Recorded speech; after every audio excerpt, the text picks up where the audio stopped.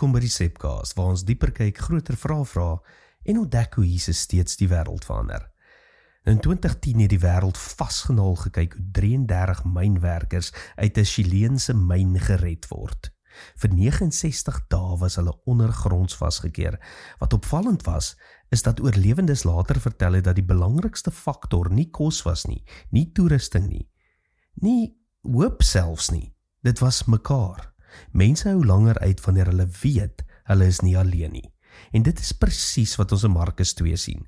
'n verlamde man kan nie by Jesus uitkom nie, maar hy het 4 vriende. 4 mense wat besluit sy probleem is nou hulle probleem. Hulle dra hom, hulle klim op 'n dak, hulle breek deur hierdie plafon. En dan sê die teks iets verstommends.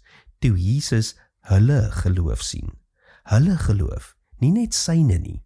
Dis amper asof Jesus sê, hierdie man het vriende wat namens hom glo. Daar's tye in elke mens se lewe wanneer jou geloof moeg raak, wanneer gebed moeilik raak, wanneer hoop dun raak, wanneer die kettinge weer swaar voel. En dan gebruik God dikwels ander mense. En dis waarom die kerk bestaan.